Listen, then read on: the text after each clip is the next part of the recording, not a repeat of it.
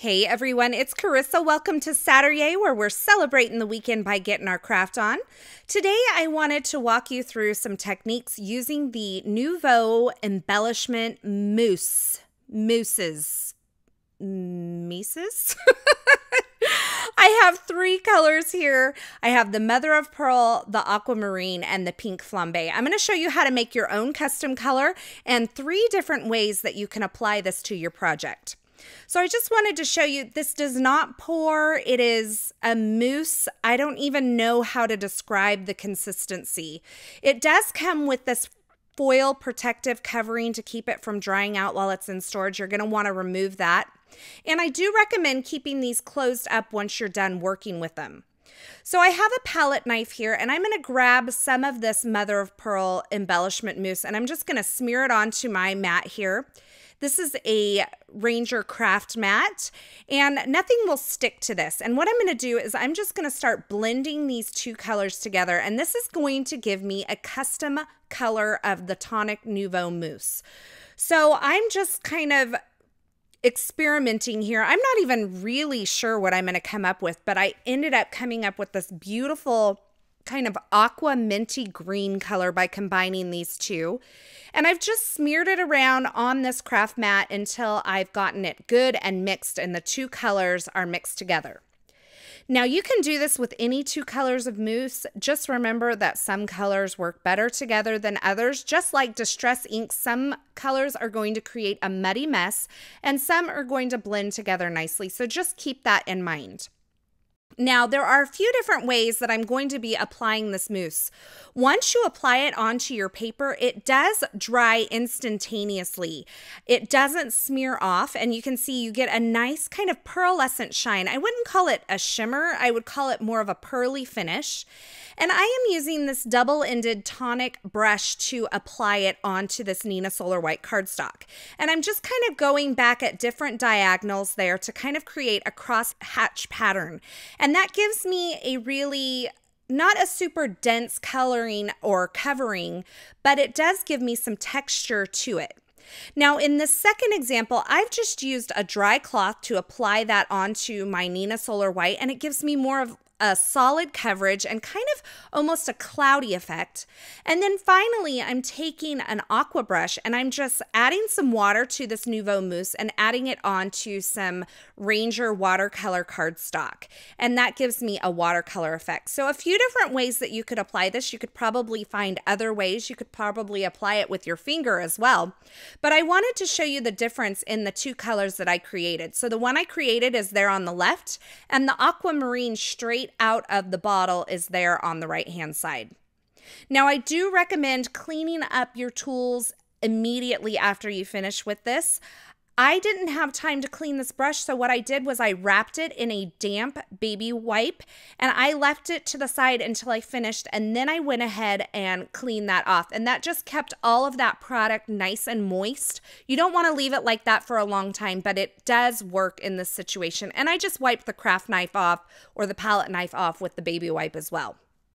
Now I went ahead and cut some frames from this real wood paper, and now I'm going to be using the Lawn Fawn Fab Flowers and Happy Happy Happy stamps and die sets to create some flowers for the front of my card, and as well as the sentiment.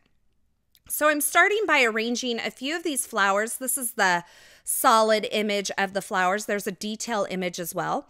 I'm arranging a few of them onto a stamp block, and I'm going to stamp all three of them at once. And I'm just going to kind of rotate them where they fit on my paper, but I'm not going to change the position of these stamps on my block.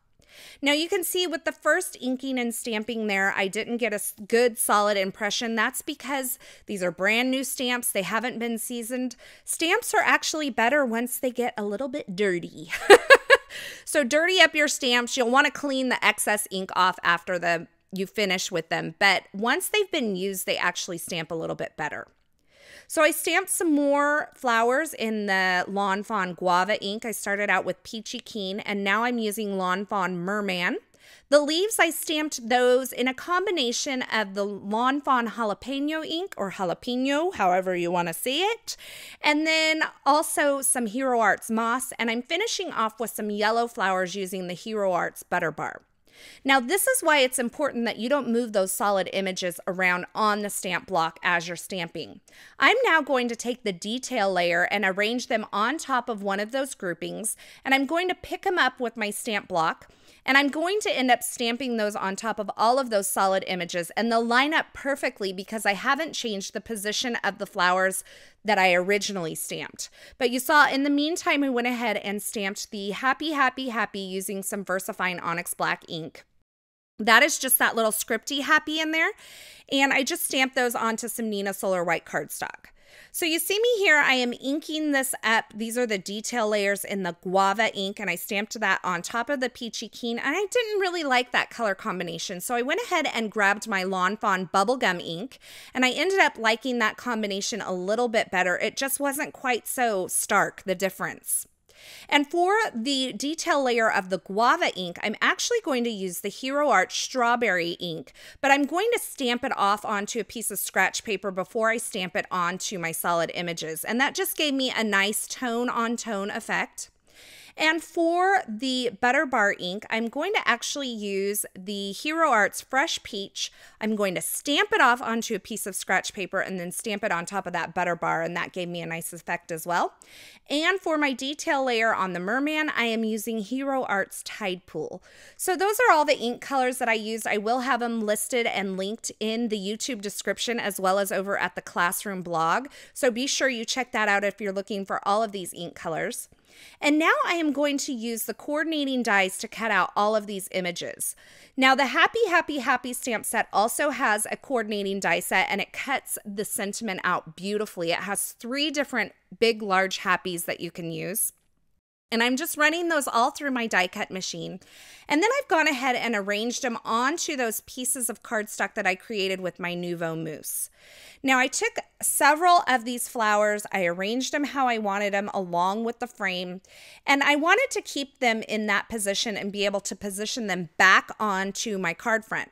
So what I did was I used a piece of Glad Press and Seal to pick up all of those pieces at once. And now I'm applying foam adhesive to the back of all of those pieces. And I'm going to be able to pick that piece of Glad Press and Seal back up, place it onto my card front where I had it before, and just glue all of those pieces in place at once. Now you're going to see a few pieces come up because I didn't put adhesive on those, but the rest of them were in the perfect position where I had them positioned originally. And that makes me happy. I wouldn't want to have to create that grouping all over again. So I decided to go ahead and make these Mother's Day cards. I used the Mother's Day sub-sentiment that comes in the Happy, Happy, Happy stamp set from Lawn Fawn. I've gone ahead and prepped the surface of my vellum using an EK Success powder tool. I stamped it in some Versamark ink, and then I applied some super fine detail embossing powder and heat set that. And then I took it over to my trimmer and cut that down into a little strip so that I have that to go below that happy sentiment that I die cut earlier. Now to adhere this little piece, I'm just using my Zig 2-way glue pen because all of those other pieces are already attached, and I'm just kind of sliding that to where it looks like it's tucked behind the frame. And then I'm going to finish this card off with some of the new Pretty Pink Posh clear confetti mix. These are like the sparkling clear sequins, but they don't have a hole in the middle. So it's kind of fun because they come with all different sizes in that mix as well. Now for my card base, I'm using the Neenah Solar White 110-pound cardstock. I've gone ahead and scored it at 4 1/4. It was cut to 5 1/4 by 8 1/2, and that gives me my A2 size card. And then I'm going to adhere this entire card front onto my card base using some more foam adhesive. So you can see I went ahead and completed all 3 of the cards that I made earlier. I used the watercolor version, the brushed on version, as well as the wiped on version with the cloth. And I wanted to give you a close-up look at all of the different finishes here. So we're going to go through those. As always, I will have links to all the featured products in the description at YouTube and a complete list of supplies over at the Classroom blog where you can see more still shots and find more information. I hope I've inspired you to get into your craft room this weekend and get creating. There is no better way to spend your weekend.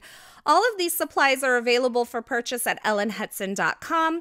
Thanks for stopping by. Thanks for watching. If you liked this video, be sure to give it a thumbs up and don't forget to subscribe so you don't miss any of our crafting tutorials.